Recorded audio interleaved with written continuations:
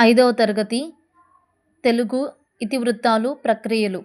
ఏ దేశమేగినా రాయప్రోలు సుబ్బారావు రచించారు. ఇతివృత్తం దేశభక్తి, ప్రక్రియ గేయం రూపంలో ఉంటుంది.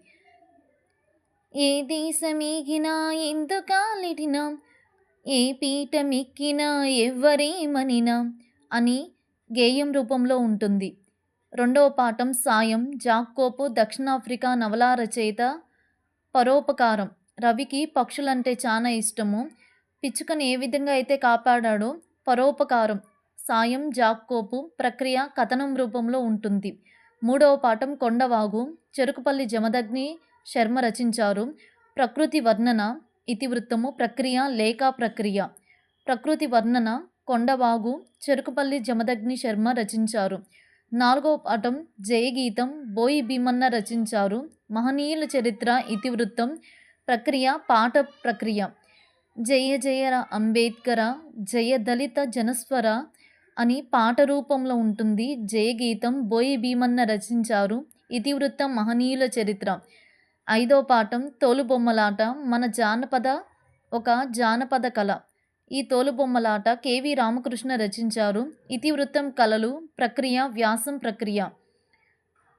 తోలుబొమ్మలాట అనేది ఒక కళ కాబట్టి ఇతివృత్తం కళలు.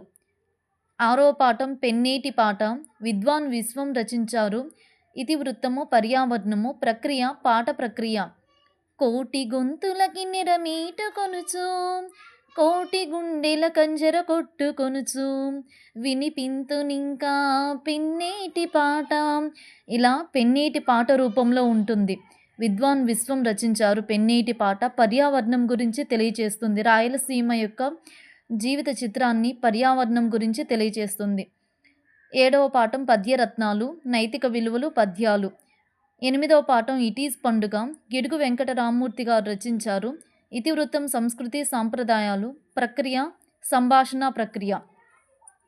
తరిగొండ వెంగమాంబ తొమ్మిదవ పాఠం తరిగొండ వెంగమాంబ. ఆతుకూరి మొల్ల రచించారు. స్త్రీశక్తి. ఇతివృత్తం ప్రక్రియ వ్యాసం ప్రక్రియ. తరిగొండ వెంగమాంబ స్త్రీశక్తి గురించి తెలియచేస్తుంది. ప్రక్రియ వ్యాసం ప్రక్రియ. పదవ పాఠం మంచి బహుమతి. ఇతివృత్తం పఠనాభిలాష.